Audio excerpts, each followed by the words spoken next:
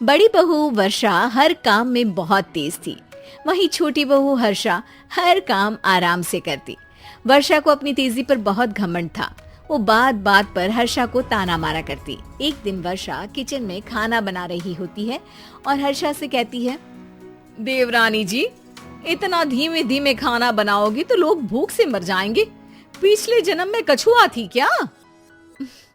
मेरा तो पता नहीं, आप बहुत तेज हो।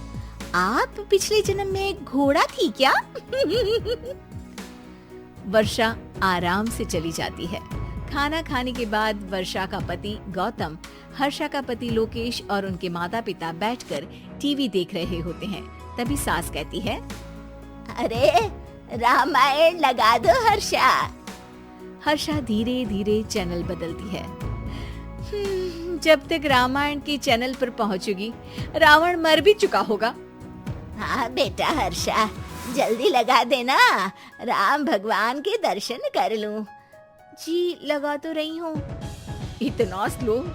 सासू माँ, इतने में तो अयोध्या जाके राम भगवान के दर्शन कराएंगी। सब वर्षा की बात पर हंसने लगते हैं। वर्षा हर्षा के हाथ से रिमोट लेकर रामायण लगा देती है। हर्षा बुरा नहीं मानती और वो भी हंसते हुए वहाँ से चली जाती है। एक दिन हर्षा खाना खा रही होती है। तभी वर्षा वहाँ आके कहती है, अरे कितना धीमे धीमे खा रही हो। इतने में तो शादी में 100 लोग खाना खा लेते। आधे घंटे से खाना खा रही हो तुम। अरे खाने को चबा चबा कर खाना चाहिए। हाँ हाँ, आप तो चबा के भी खाती हो और दबा के भी। अरे आपको मेरे धीरे खाने से दिक्कत है या ज्यादा खाने से? अरे आप धीमे खाओ या ज्यादा खाओ, मुझे क्या। बस मैं ये कहने आई थी कि सुबह कुछ मेहमान आ रहे हैं, जल्दी उठ के खाना बना लेना, देर मत करना। साथ में बनाते हैं ना। तुम्हारे साथ बनाऊंगी तो स्पीड को 5वें गियर से पहले गियर पर ले आना पड़ेगा। अरे भाई, तुम्हारे साथ रहकर तो मेरी तेज रफ्तार पर भी असर पड़ेगा और मैं भी तुम्हारी तरह हौले हौले काम करने लगूंगी सब। ठीक है, मैं पराठे बना लूंगी और सब्जी बना लूंगी। आप चपाती बना लेना और दाल बना लेना। हाँ हाँ ठीक है, पर अलग अलग ही बनाएंगे।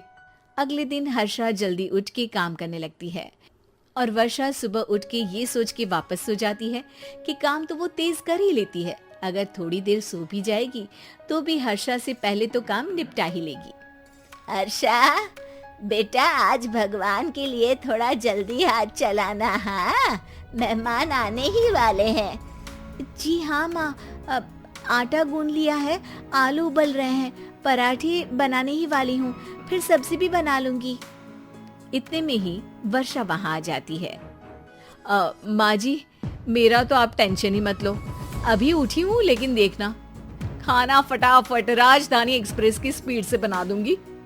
इतने में ही मेहमान आ जाते हैं। आइए आइए आइए, खाना बन ही रहा है, चाय बनवा लेती हूँ पहले आपके लिए। सास किचन में आती है। वर्षा, वो लोग आ गए, चाय बना दे जल्दी से। हर्षा को नहीं बोल रही क्योंकि वो तो सुबह की चाय देने में शाम कर देगी। चाय बन भी चुकी है माँ जी। वर्षा तेज ही नहीं, सबसे तेज है। अब चलिए मैं चाय लेकर आती हूँ।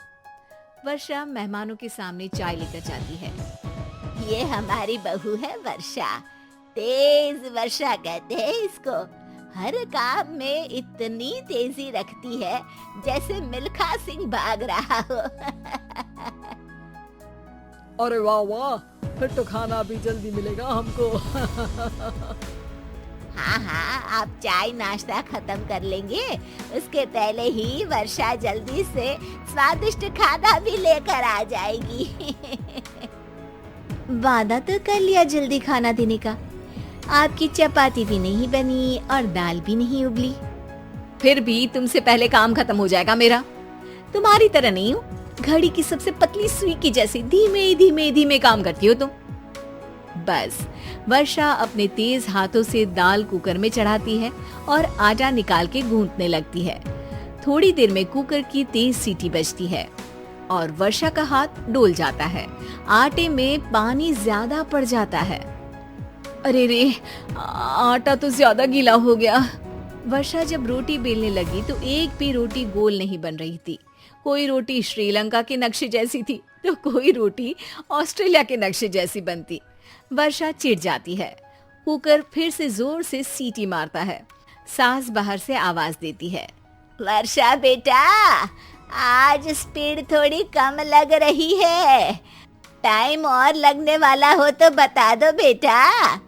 वर्षा को ये बात सुनकर बहुत बुरा लगता है। वो सोचना भी नहीं चाहती थी कि कभी उसकी तेजी पर कोई सवाल उठेगा। वहीं हर्षा धीमे धीमे अपना काम करती रहती है। वर्षा दाल बनाते वक्त भी इतनी घबरा जाती है कि जल्दबाजी में दाल में नमक ज्यादा गिर जाता है। वर्षा का खाना फिर भी हर्षा से जल्दी तो बन जाता है और जब खाना मेहमानों के सामने लगता है तो सब हर्षा के खाने की तारीफ करते हैं। अरे पराठे तो कमाल की बनी है और सब्जी भी। बस दाल में नमक थोड़ा इधर उधर हो गया है। वर्षा को बहुत शर्म आती है और वो नीचे सर करके खड़ी रहती है। तभी हर्षा कहती है, वो ना मैं थोड़ी जल्दबाजी कर गई और नमक ज्यादा हो गया, पर पराठे तो वर्षा भाभी ने ही बनाए हैं, इसीलिए तो अच्छे बने हैं। वर्षा ने कभी नहीं सोचा था कि हर्षा के काम की इतनी तारीफ होगी, लेकिन वो उसका यश वर्षा को दे देगी।